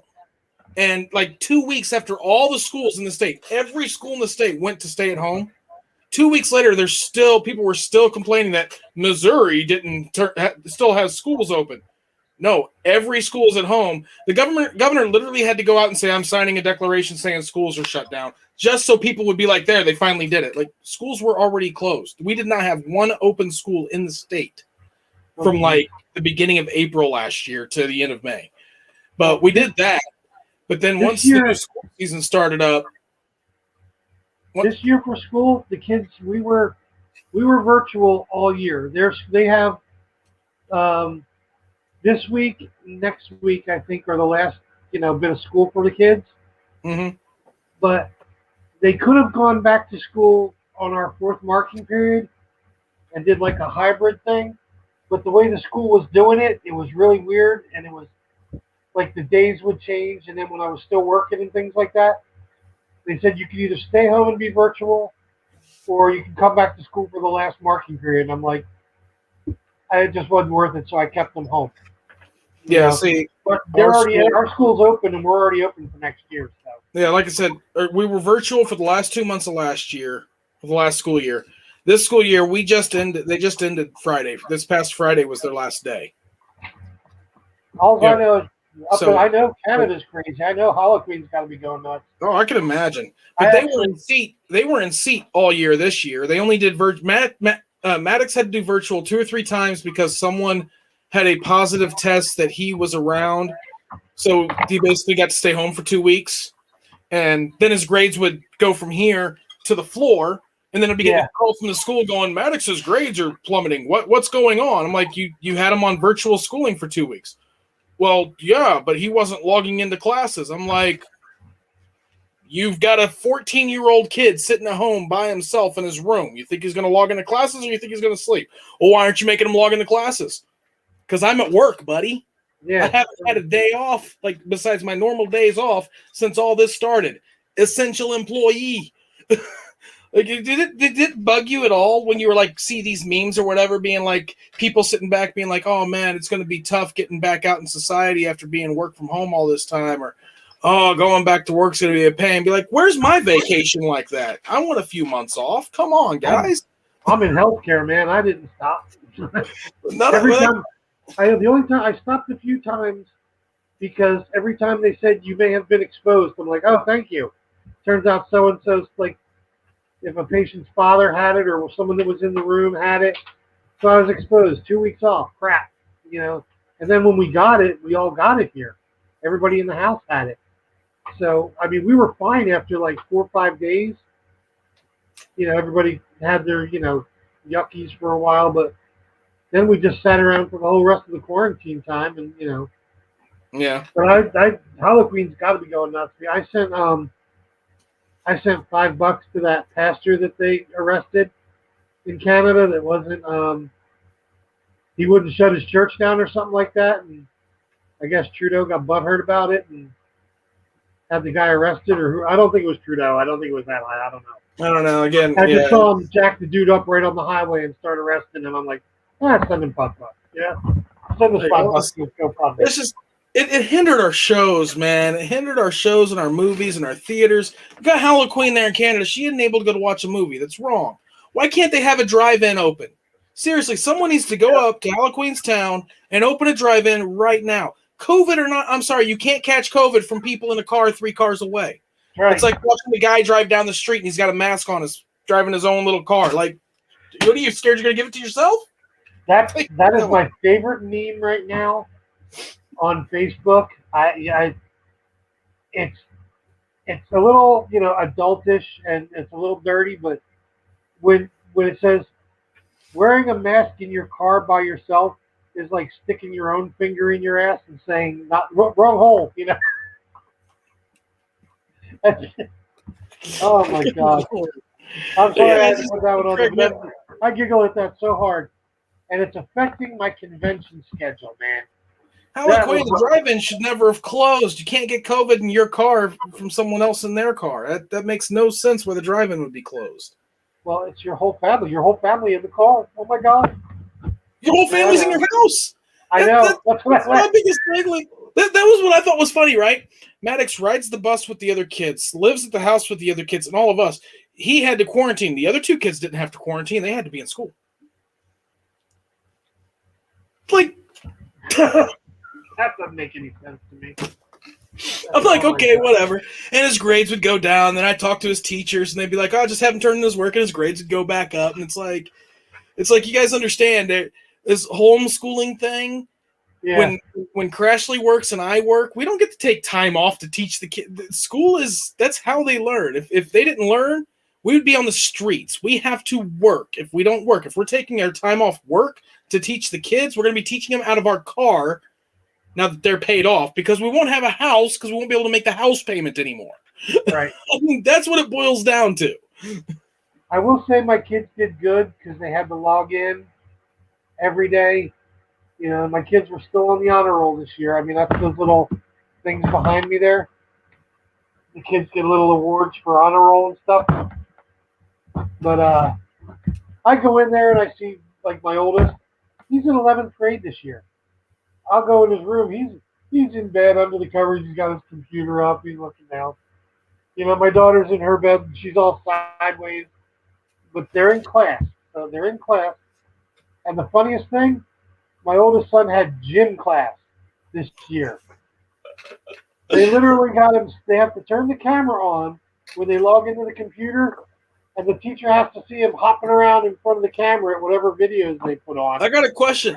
What would the teacher do if they're sitting there doing it and he just falls asleep and there's no one there to wake him up? Like, Val's always home. She well, see, but that's where you got, where you were in, you got like, because Val was always home. A lot of these kids, their parents aren't home. Their parents have to work. And yeah, Harlequin. See, that's obviously the people who own the drive-ins don't want to make money. That's the only thing I can think of. Yeah. Because am I wrong? Do you have restaurants that are open doing curbside pickup? Can you go to Canada's version of Texas Roadhouse or whatever Longhorn Steakhouse or whatever and pick up? Can you go through a McDonald's drive-through? Tim Hortons. So, it would be one of those things. It would be one of those things to where it's like, yes, I'm 4 people going to watch the new movie, and we'll each take 2 large popcorns, 2 large sodas, and 3 kids' meals. Yeah, thank you. And then go on in. It's $135. Yeah, here's my $100 bill. It's curbside pickup.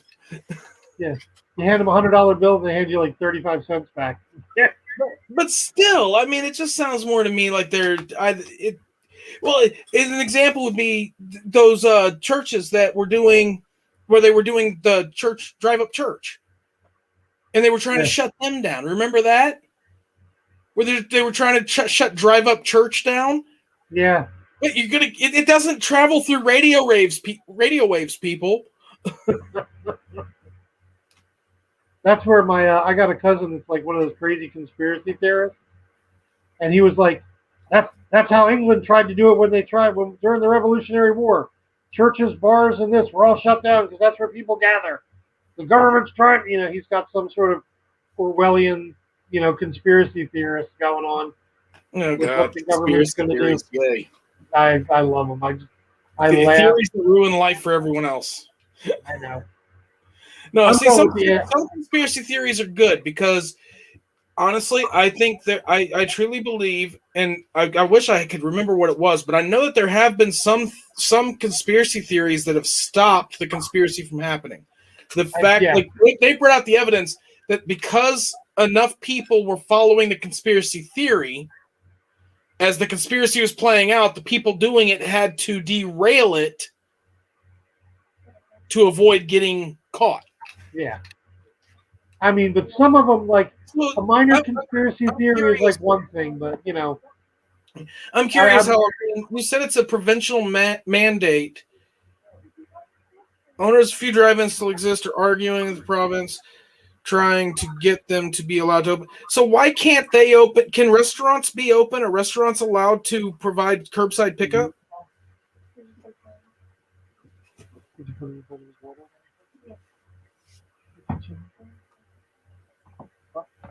I'm curious. Are restaurants allowed to provide curbside pickup? I'm just trying to understand exactly. It's confusing to me. Could just be one of those things, too, where blanket statements and they don't take everything into account. Either way, but it's 10:30 and I was wanting to make this a short one. Yeah, it's 11:30. We're an hour and a half in.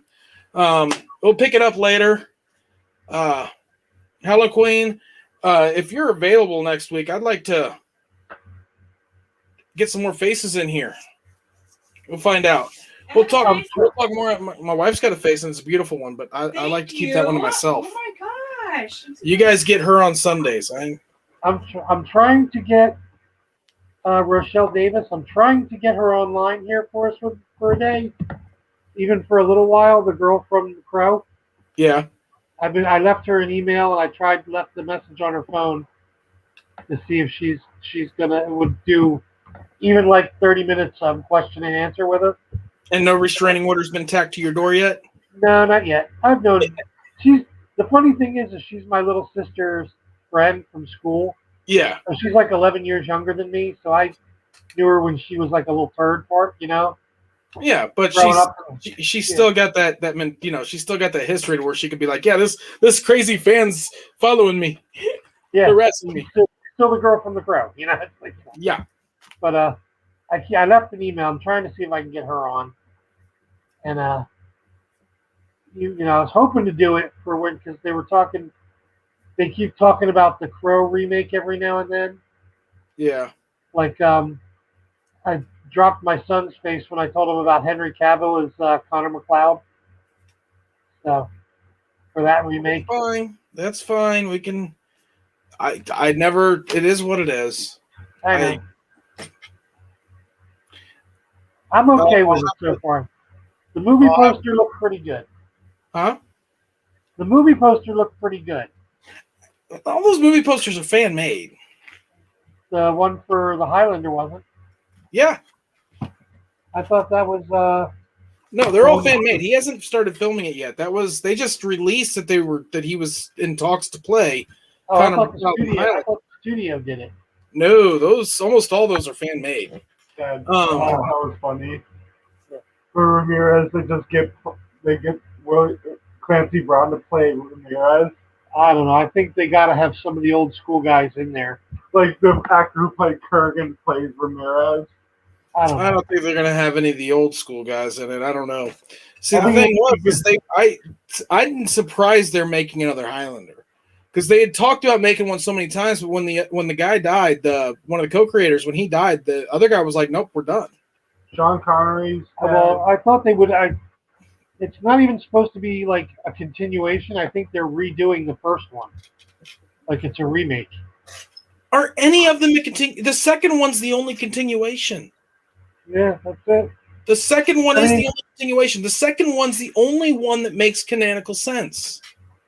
Yeah, I mean, the third one, with, Mario Peebles or whatever.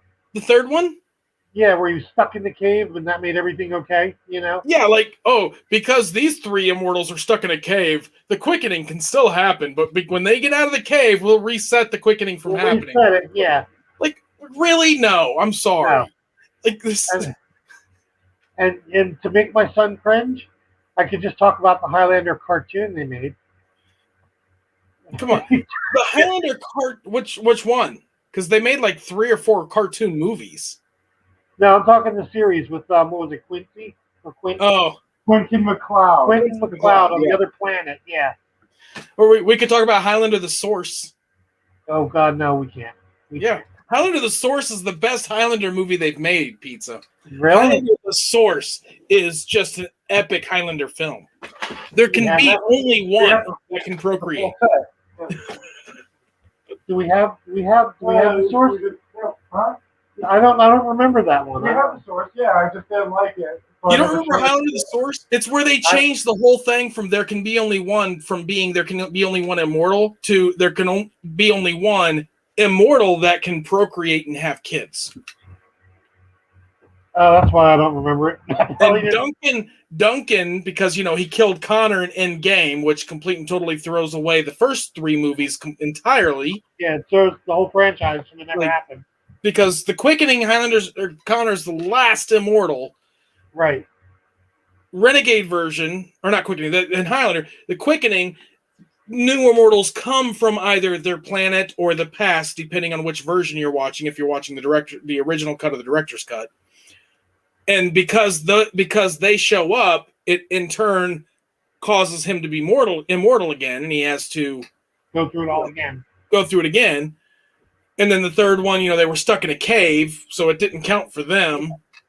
And by the time the fourth one shows up, it's like, oh no, all the other ones that you've grown to love in the TV series are still alive too. Like, what? No. Okay, No. Raven. Here's the movies we have. We have Highlander. I like that series. I liked the Raven. I liked her. Highlander 2 Renegade version. Mm-hmm. Highlander the Final Dimension. Highlander Endgame and Highlander the Source. We do have it. Okay. Highlander the Source was God. Like I'm here's me watching Highlander the Source. What? Let me see. Yeah, every time I say Highlander, this comes down. Every time you say Highlander, he's got to grab it. He's got to go grab it. Yep. Look at my sword! Got my sword! No. No. Leave the dragon sword up there. But no. But I would like to see Christopher Lambert as Ramirez and make Clancy Brown Kurgan again. I don't want to see. I don't want to see Christopher Lambert as Ramirez. I'm sorry. I'm not. I like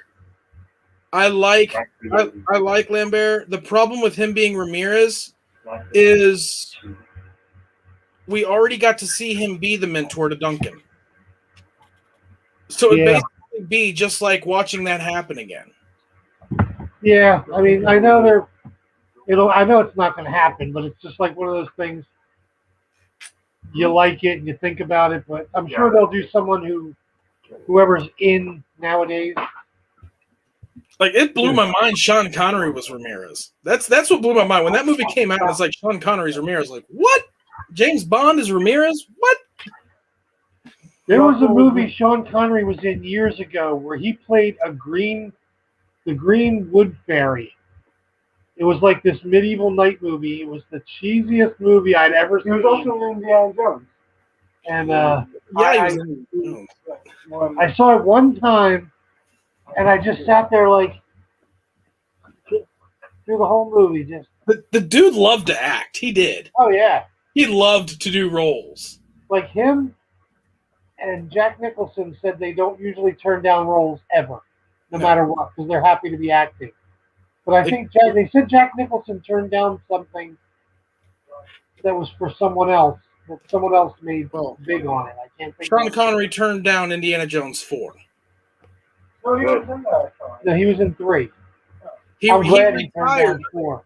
He retired, so he wasn't in 4 because he retired. Once he retired, he was like, I'm not coming back. Right. And he hasn't been back since. Well, he's dead now, but I'm glad he wasn't in 4 because that movie. It's not bad, okay? It's honestly, it's an up and down. With Star Trek, we've got the even number movies that are amazing and the odd number movies that aren't. With Indiana Jones, it's the even number movies that aren't amazing and the odd number movies that are. Raiders of the Lost Ark, amazing. Well, 2, Raiders of the Lost Ark, amazing. 2, yeah. Temple of Doom, I love that. It was my favorite one as a kid. Yeah. But when you hold it up against the other ones, not that good. Right. Last Crusade, love it. Awesome movie. Kingdom Skull, it's the same as Temple of Doom. It is. I had some people like, oh yeah, he was able to survive that blast by being in a refrigerator. Oh yeah, because you can survive a plane crash by jumping out in a rubber raft. Yeah. But it's jump mine cars. If they wouldn't have did the thing, right? If they wouldn't have did the thing with the aliens, I think it would have a little bit better. But that is the one thing about Indiana Jones is it's all been based on a religious style belief. And you go into the Temple of Doom with the Indian, what we can believe that some shaman dude can do some incantations, reach into someone's chest, pull their heart out, and hold it, and then catch on fire while the guy's 50 feet down below burning in lava. That's okay. But if an alien shows up, it's like no. Yeah. A box can open up and melt the Nazi army. That's okay. But if an alien shows up, no. Yeah, he found the third one. He found the Holy Grail. That's like like some dude drank out of the wrong cup and turned to dust. I like the twist about the Grail where you couldn't bring it past the Great Seal. Oh yeah, that was a cool twist. I like that. That's pretty cool. But I mean, And they're talking about another Indiana Jones movie? Yes. And if they do it right, that should be Indy's daughter. Something. As long as they do not put Shia LaBeouf in this movie. All they have to do is bring in Indy's daughter. They've got the material there. Just tie in this new Indiana Jones movie, tie it into the Chronicles of the Young Indiana Jones. Just tie it in, and you're good. I mean, they've already tried to introduce Shia LaBeouf as his son for taking over, but I don't think Shia LaBeouf. That was just he is what ruined that movie. Shia LaBeouf was the problem with that movie. I agree. I mean, yeah, people can try to blame it on aliens. They could try to blame it on the boat going up and down the waterfall or going down the waterfall. They can try to blame it on the refrigerator. No, it was Shia LaBeouf. That was the problem. Yeah. If Temple of Doom can be popular. Yeah, I saw.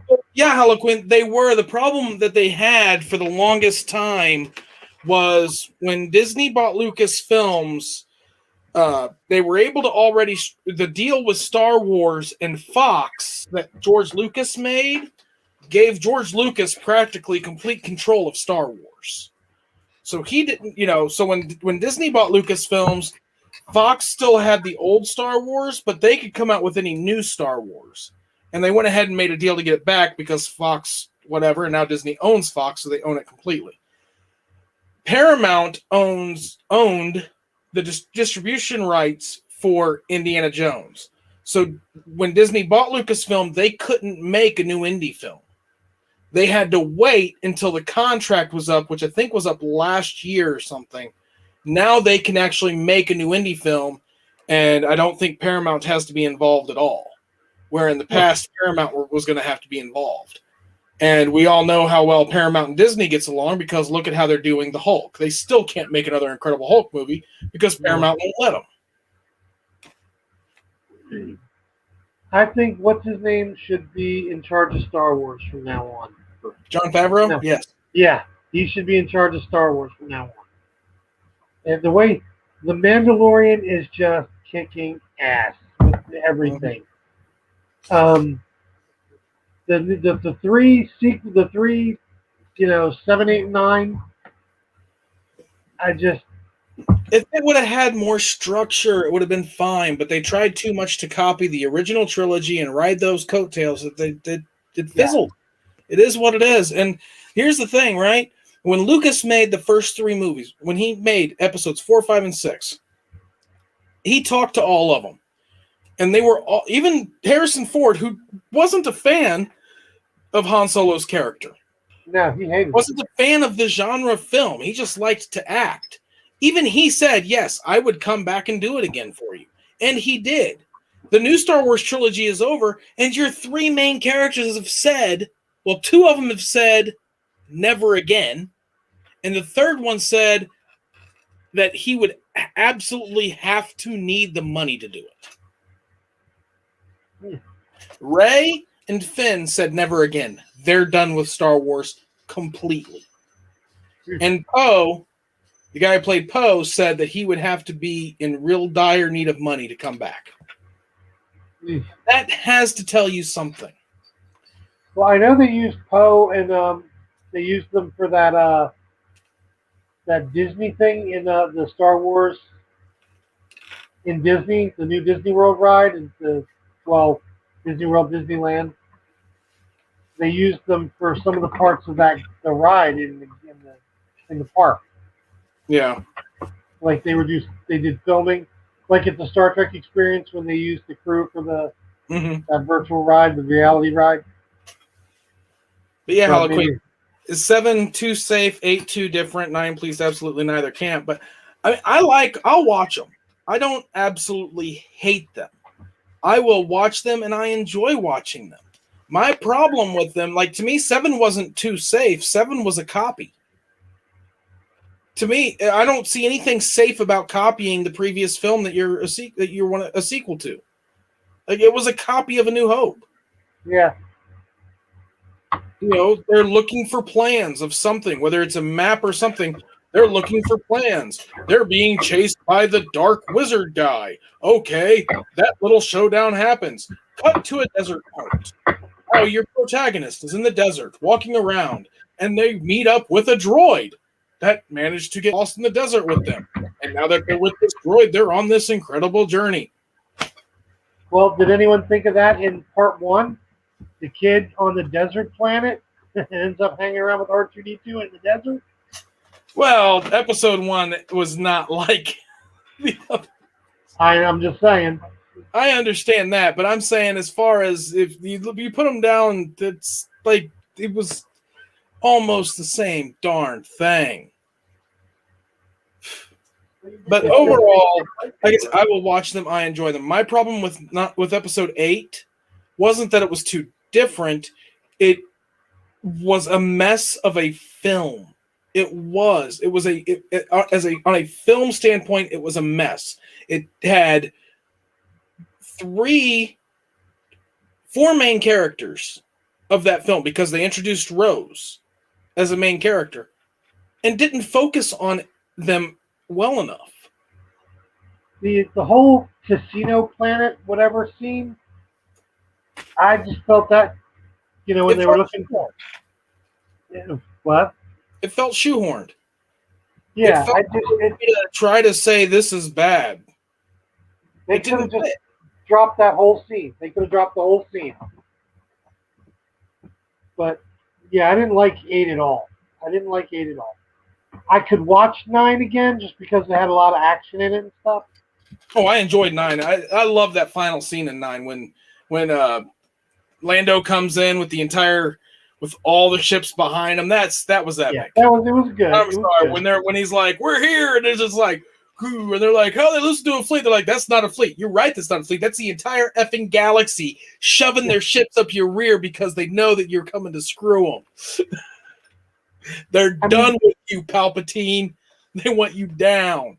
The whole final lightsaber battle, like in 8, when it was her and Kylo Ren with Snoke and the Praetorian Guard there, they were fighting. Mm-hmm. And then in the final battle in 9, I liked the battle on the remains of the old Death Star when they were fighting. I kind of liked that. But the whole part with Palpatine and everybody at the end, I don't know. I enjoyed it, and I love the idea of utilizing the Force to sort of teleport objects that they did throughout the whole film. Say what? With the sword? With utilizing the Force to teleport. Well, she used it to teleport the lightsaber and, when other stuff. Utilizing the Force to do that. I loved that idea, that concept. Yeah, I like the way they did some of that stuff, but yeah, exactly. It was a plot cul-de-sac. It felt shoehorned in. It was like, I really want to do this scene with a casino and these rich people, and I want to show that these rich people are bad and what they're doing is wrong and stuff. So we need to put this in here. How can we do it? Well, what if we leave here and go there? It's like it didn't work. It just was bleh. Yes. The plot would make me more ragey than episode 3. As you know, Halloween, episode 3 is my favorite Star Wars movie out of them. I understand people's problems with them somewhat, but it sounds like she's got the episode 3 and Palpatine thing, like I have the Dark Shadows with. Yeah. I thought the whole Palpatine coming back was kind of blah, but yeah, I do. My biggest thing I wish they would have done was make Rey, Luke, and Mara Jade's daughter. I think that would have fixed so much. If she would have been Luke and Mara's daughter, and Snoke had tasked Kylo to kill her to transition to the dark side, and Kylo couldn't do it, but instead masked her Force powers and put her on Jakku, a planet that is strong with the Force, to help mask that. At that point, would cause Luke to no longer feel his daughter and think that Kylo went through with it and killed his daughter, causing Luke to have that momentary lapse of, I'm going to kill this guy who just killed my daughter, seeing Kylo's face going, holy crap, he didn't do it, turns his lightsaber off, Kylo going, oh crap, he thinks I killed his daughter, attacking him and going on. And then Luke turning around and having his friend take the other half of the map put one half in R2, have R2 go in sleep mode until his daughter shows up, give the other half map to his friend and say, go find my daughter. This is where I'm going so I can meditate, train, and whatever. Goes with his wife, say Mara died in the thing or whatever. He buries Mara on the planet. Whatever happened to Mara happens to Mara. And then that friend shows up on Jakku, found out where Rey was, but was waiting until she was of age and ready and to take her. Because then when Rey had some Jedi training, knowing how to do some mind tricks and some saber battles, because she was Luke's daughter, so she trained a little bit before Kylo suppressed her memories. That would in turn show how that happened. And then when she shows up at the end, because it was kind of odd plot that as soon as Rey shows up, R2 goes, oh, I'm awake now. Here's the other side of the map. Yeah. If she were Luke's daughter, the droid, which they've shown in Star Wars droids have a DNA, there's a way to tell where someone's DNA is. Mandalorian has that with the little locator chips, or the bounty chips. So at that point, he'd go, that's Luke's daughter. And then when she shows up everything would have made sense. You've thought this way through. I can tell you've thought this way through. When I got done watching episode 8, I honestly thought that it was setting up for Rey to be his daughter. I thought that's where it was going. Yeah. I thought when he busted in and saw her talking to Kylo, I was like, that is a dad that is pissed off because she's talking to the bad guy. When he didn't want anything to do with it, she couldn't convince him of anything to help out until he went up and felt her force power and turned on his force power because he had shut it off. That's when he felt that his daughter was alive. And he's like, what? Reached out to Leia. Leia was like, yeah, that's your daughter, dude. We found her. And then he's all like, Rey, and then goes running. I'm like, the dude found his daughter. Yes. And then the ninth one happens, and they're like, oh, yeah, she's Palpatine's granddaughter. Yeah, that really... I think they did that one hard, but I just didn't like it. I realize how much Harry Potter copied Star Wars. All right, well... We're going to head out, guys. Yeah, we'll see you next week. I was trying to get off about 25 minutes ago, but it's all good. We'll see you next week. Live long and prosper. This is the way. Nerdsters out. See you next time. End.